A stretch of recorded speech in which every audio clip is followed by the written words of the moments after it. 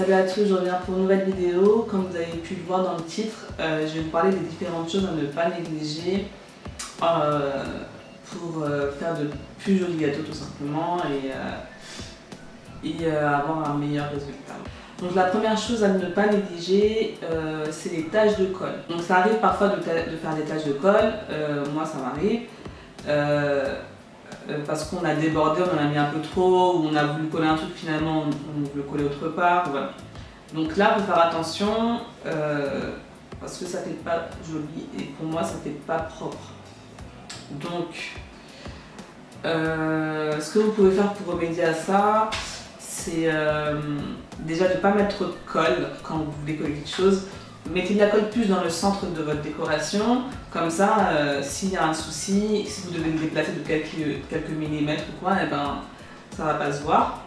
Ou sinon, vous pouvez cacher la tache, donc je sais pas, j'invente, mais si vous pouvez rajouter une petite fleur ou un petit cœur, je sais pas, que ça fait pas ridicule. Enfin, voilà. Si vous pouvez cacher en tout cas votre tache de colle, vous la cachez. Si vous pouvez pas, ce que vous pouvez faire, c'est que vous pouvez saupoudrer avec un petit peu de sucre glace. Moi, parfois, j'en mets un petit peu sur mon doigt et je passe légèrement dessus. Ça permet en fait à la colle de...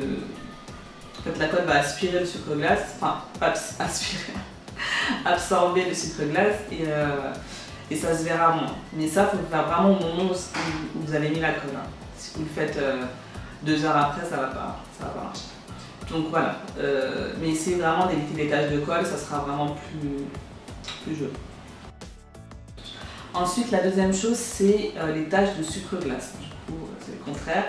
Ça arrive parfois de mettre un peu trop de sucre glace sur une décoration. Du coup, quand on la pose sur le gâteau, ça fait une tache, enfin bref. Ça aussi, il faut éviter parce que pareil, ça fait pas propre.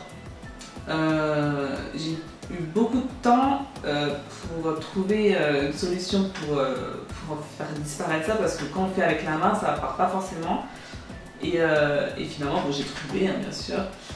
C'est simple en fait. Vous avez juste à prendre un petit essuie-tout que vous allez passer légèrement. Vous voyez, vous allez faire comme si vous faites la poussière, voilà, simplement. Et ça va partir. Si vraiment c'est trop incrusté, vous pouvez mettre légèrement, enfin vous mettre un tout petit peu de vodka, par exemple sur un pinceau ou sur aussi un essuie-tout, mais vraiment que ça soit juste humidifié avec de la vodka, pas mouillé quoi. Sinon vous allez faire la même chose qu'une tache d'eau et du coup bah, vous allez avoir un autre problème. Donc voilà, faites attention. Vous pouvez aussi utiliser un pinceau sec. Voilà, pareil, vous faites la poussière et puis ça va partir. Ma voix elle est bien, non? La troisième chose pour moi à ne pas négliger, c'est la décoration du plateau. Donc, moi je ne l'ai pas tout le temps fait, je ne sais pas à quel moment j'ai pris conscience qu'il fallait le faire, je ne me souviens plus. Mais en tout cas, j'ai vu une réelle différence.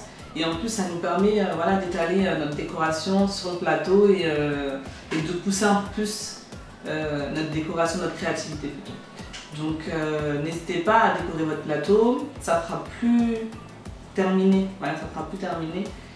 Et voilà, alors, vous n'êtes pas obligé de faire une décoration extraordinaire sur votre gâteau, sur votre plateau, pardon, mais au moins le couvrir avec de la pâte à sucre, ça fera déjà tout son effet et ça fera justement, ça donnera cet effet terminé.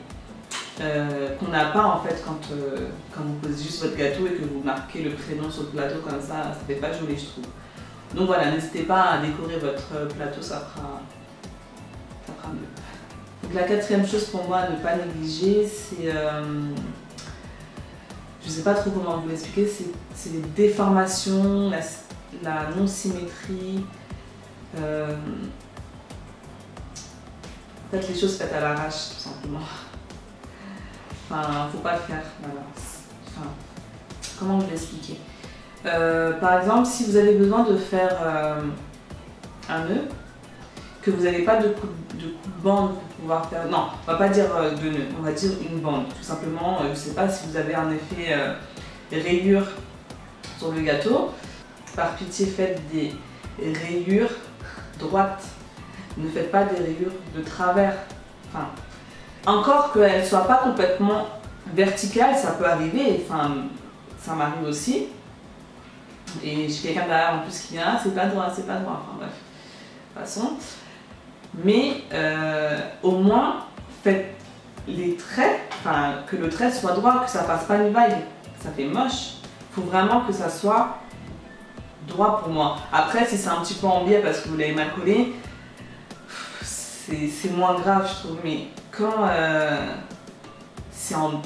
vous voulez faire une rayure et que votre rayure elle part comme ça, non, c'est vraiment pas joli.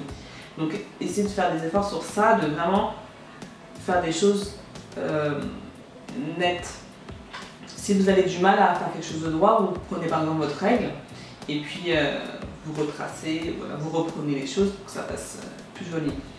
Quand par exemple vous faites aussi, je sais pas si vous voulez faire un effet, vous voulez faire un boudin, je sais pas comment vous expliquer ça. Un boudin en fait pour... je vais vous donner un exemple précis par exemple, si vous voulez faire des lacets sur un petit chausson,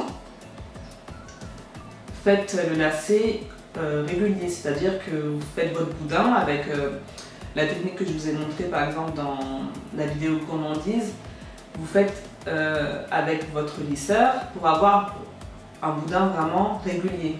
Quand je vois des fois des boudins qui sont faits vraiment à l'arrache à la main, donc pareil ça fait pas joli quand c'est régulier en fait, il faut vraiment que le truc soit régulier pour que ça fasse plus joli. En fait quand on le fait à la main, comme on a les doigts qui sont pas droits, hein, la main n'est pas droite, quand on le fait à la main, et ben, ça donne un effet irrégulier. Donc voilà, quand vous faites les choses, quand vous faites par exemple des boudins non réguliers, ça fait moche. Ça fait vraiment moche et ça fait... voilà, on s'est dit, on a fait les choses à l'arrache quoi. J'aime pas ma voix, je sais pas, il y a un problème ma voix là. Donc voilà, faites des boudins réguliers, c'est pas forcément facile, moi aussi au départ j'ai pris du temps. Si vraiment vous n'avez pas de lisseur, enfin, j'allais dire si vous n'avez pas de lisseur, mais bon, si vous n'avez pas de lisseur, mais il faut en avoir un. Si vous n'en avez pas, il ne faut pas faire avec les doigts, il faut faire avec la paume de la main. Ça fera quand même plus régulier et prenez votre temps en fait.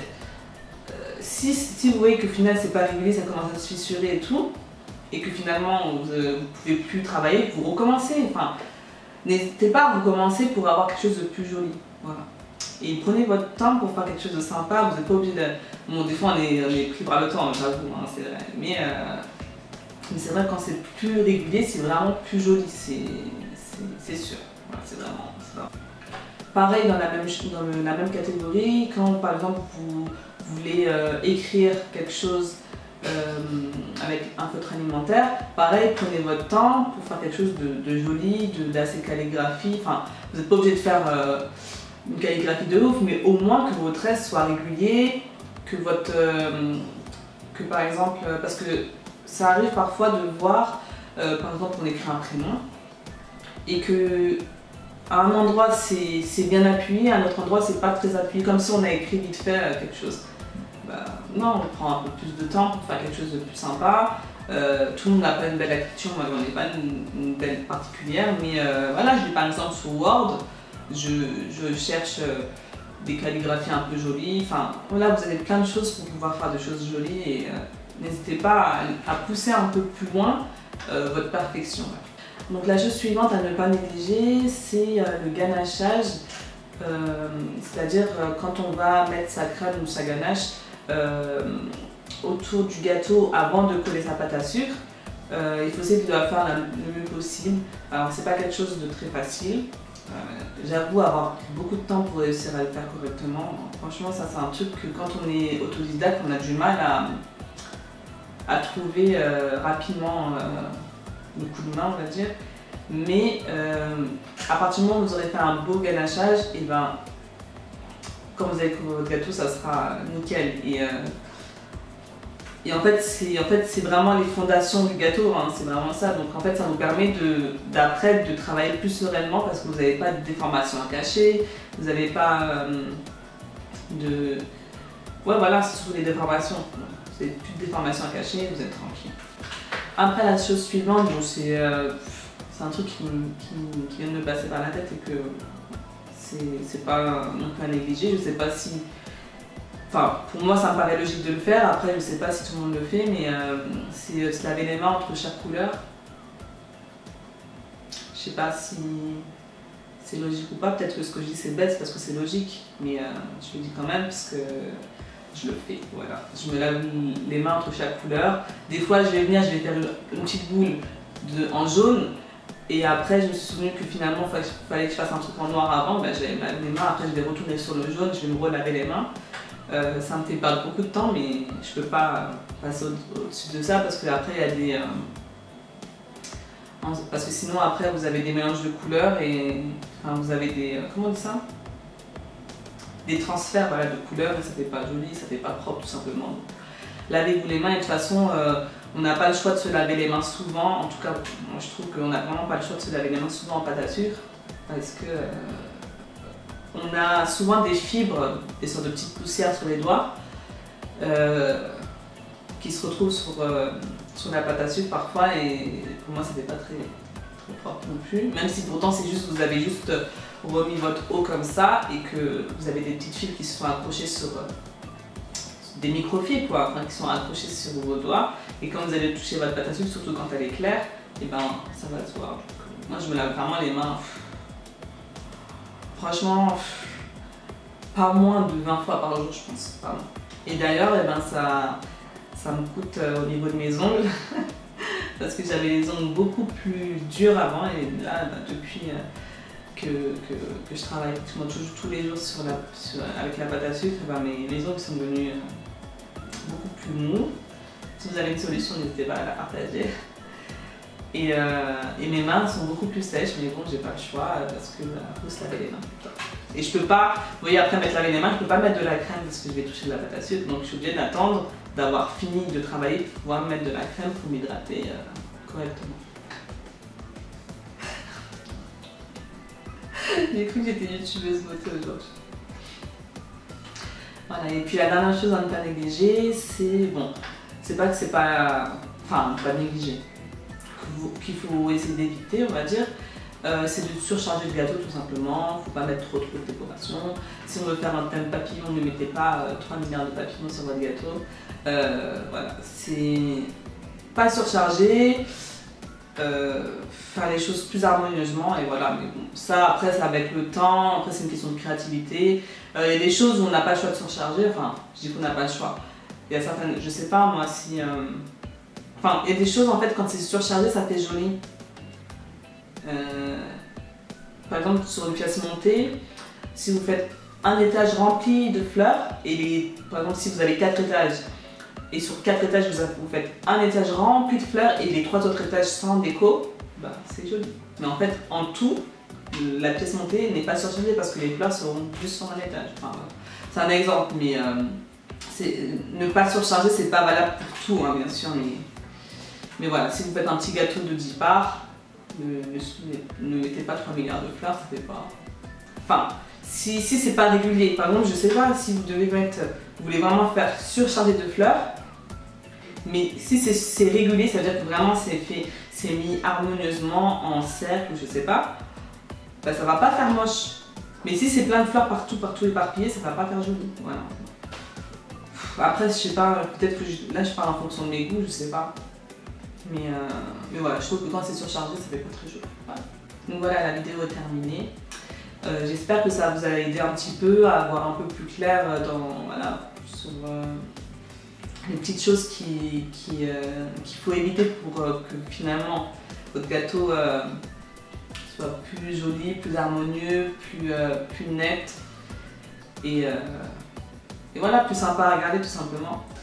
Donc voilà, n'hésitez pas à me dire en commentaire si vous avez des choses pour vous à ne pas négliger que j'ai peut-être pas dites et qui sont aussi importantes. Et si vous avez besoin de savoir comment éviter telle chose, enfin, des astuces, etc., bah dites-moi aussi en commentaire. J'essaierai de vous faire une vidéo sur ça ou tout simplement vous répondre à vos commentaires. Donc voilà, je crois que je vous ai tout dit et je vous dis à bientôt pour une prochaine vidéo et surtout pâtissez bien.